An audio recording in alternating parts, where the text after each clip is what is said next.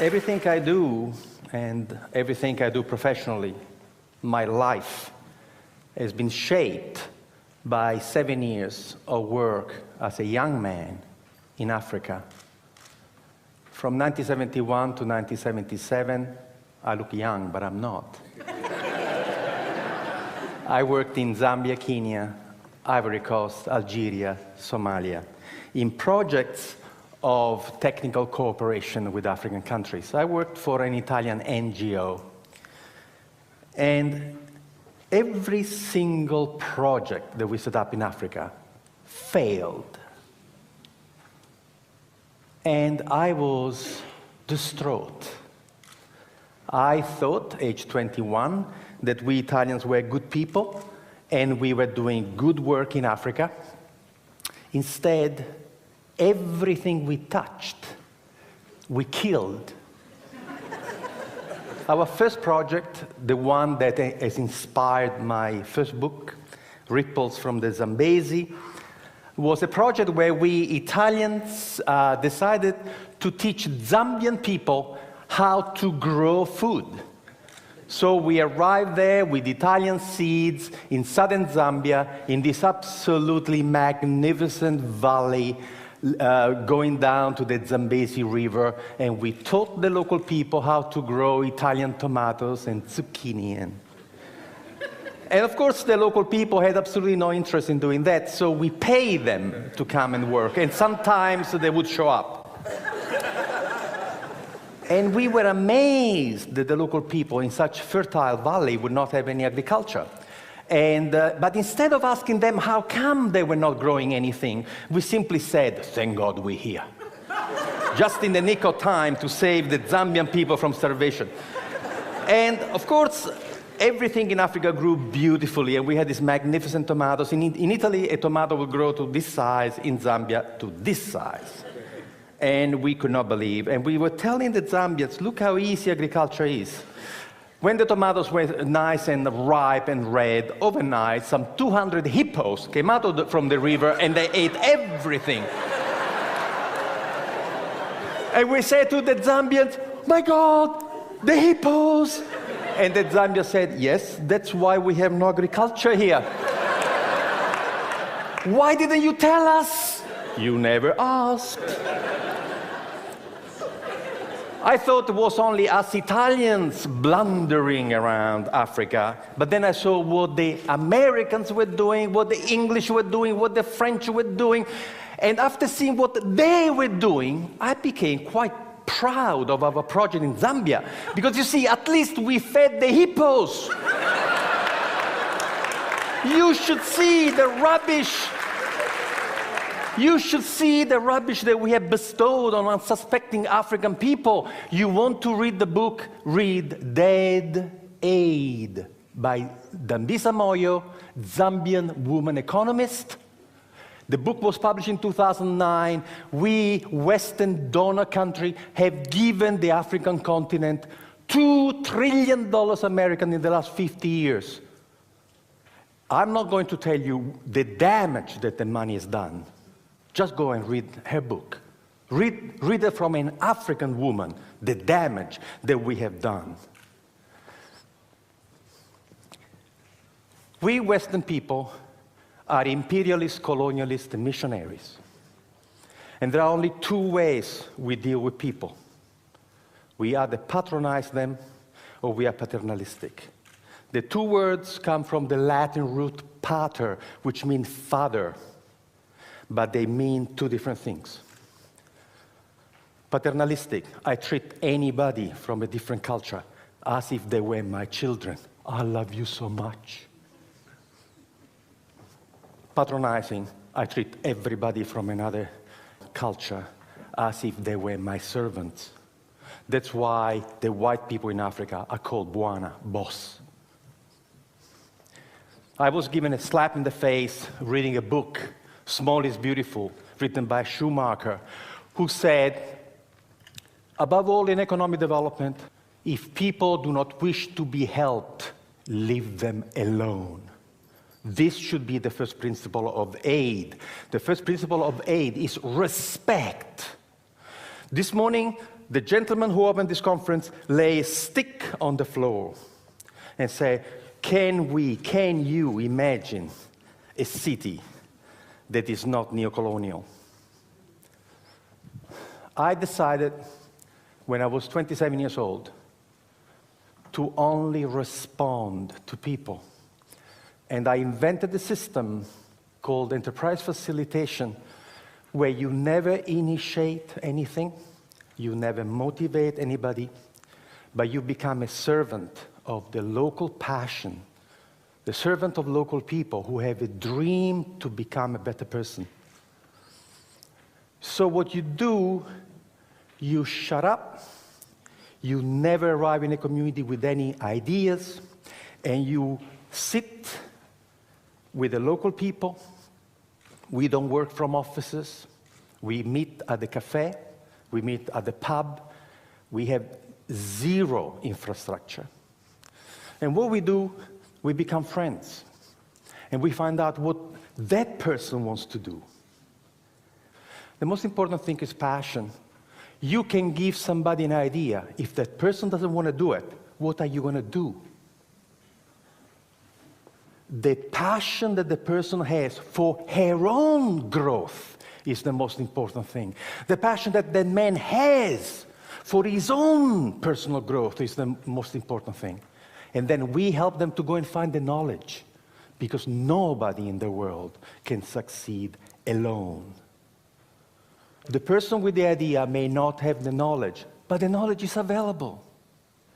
So years and years ago, I had this idea, why don't we for once, instead of arriving in a community to tell people what to do, why don't for once listen to them, but not in community meetings?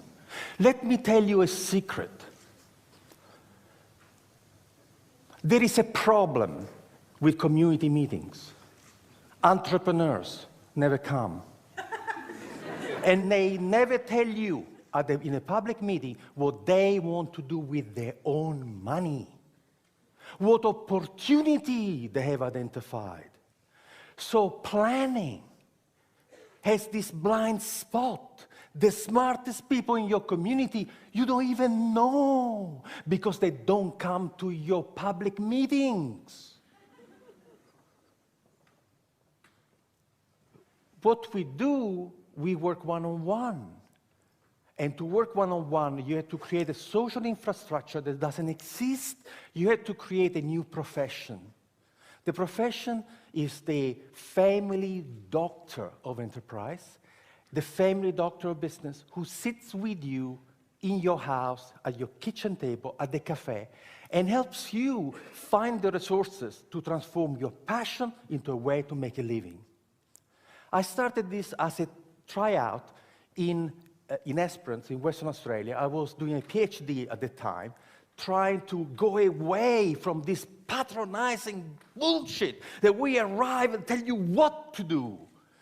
And so what I did in Esperance that first year was to just walk the streets. And in 3 days, I had my first client, and I helped this first guy who was smoking fish from a garage, was a Maori guy.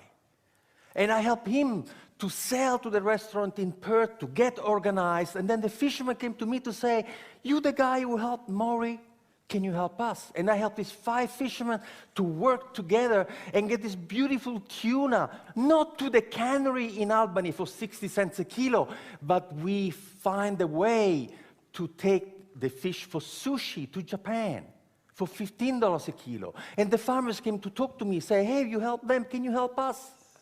In a year, I had 27 projects going on, and the government came to see me to say, how can you do that?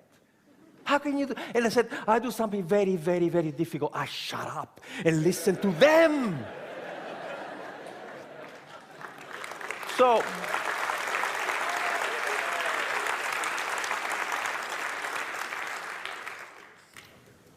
the government says, do it again. We've done it in 300 communities around the world. We have helped to start 40,000 businesses. There is a new generation of entrepreneurs who are dying of solitude.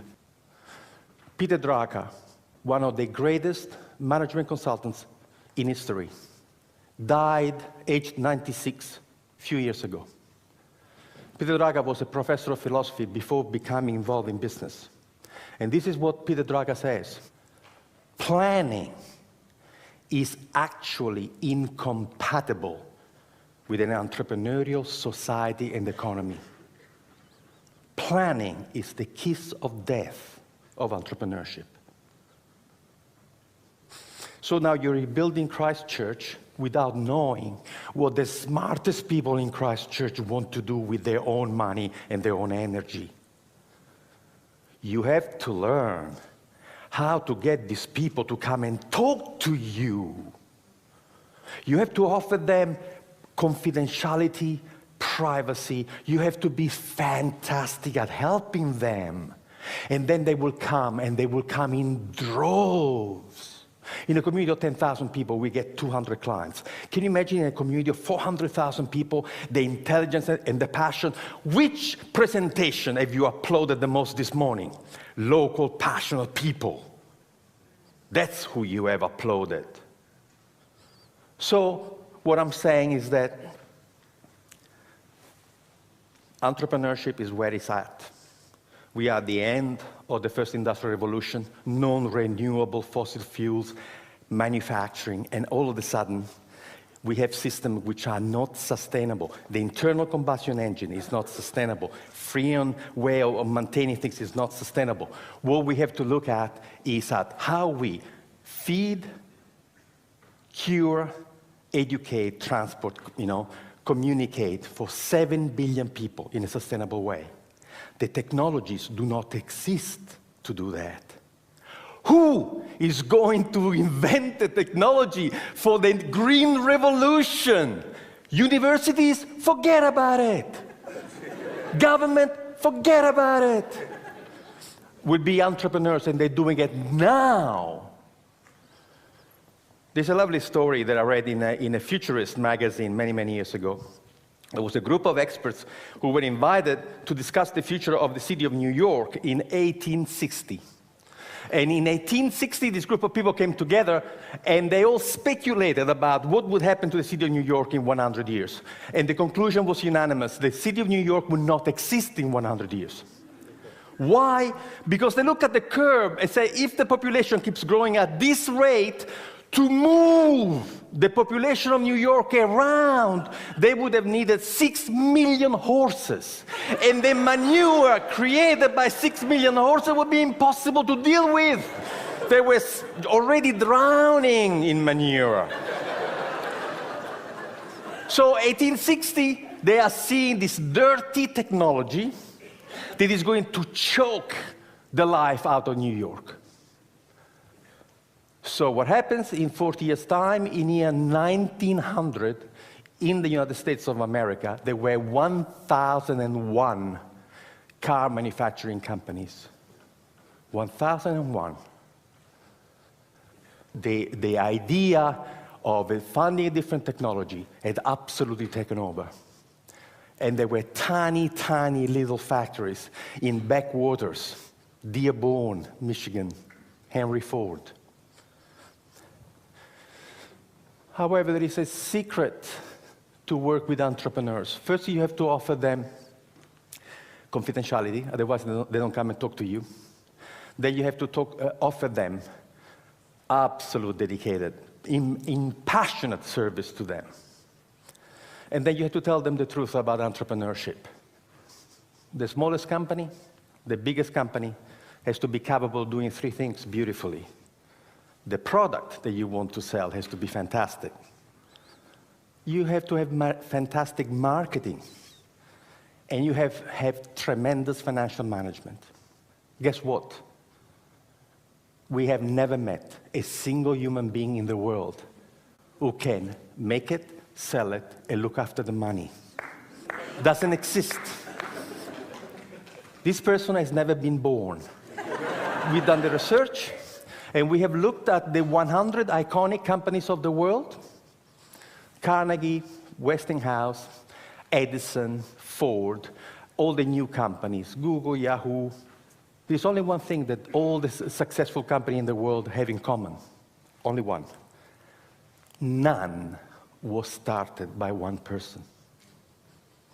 Now we teach entrepreneurship to 16 years old in Northumberland, and we start the class by giving them the first 2 pages of Richard Branson's autobiography, and the task of the 16 years old is to underline in the first 2 pages of Richard Branson's autobiography how many times Richard uses the word I, and how many times he uses the word we.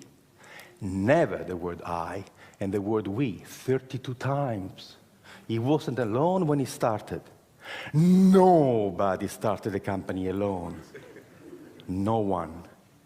So we can create a community where we have facilitators who come from a small business background, sitting in cafes, in bars, and are your dedicated buddies, who will go to you what somebody did for this gentleman who talked about, this epic. Somebody who will say to you, what do you need? What can you do? Can you make it? Okay, can you sell it? Can you look after the money? Oh, no, I cannot do this. Would you like me to find you somebody? We activate communities. We have groups of volunteers supporting the enterprise facilitator to help you to find resources and people. And we have discovered that the miracle of the intelligence of local people is such that you can change the culture and the economy of this community just by capturing the passion, the energy, and imagination of your own people. Thank you.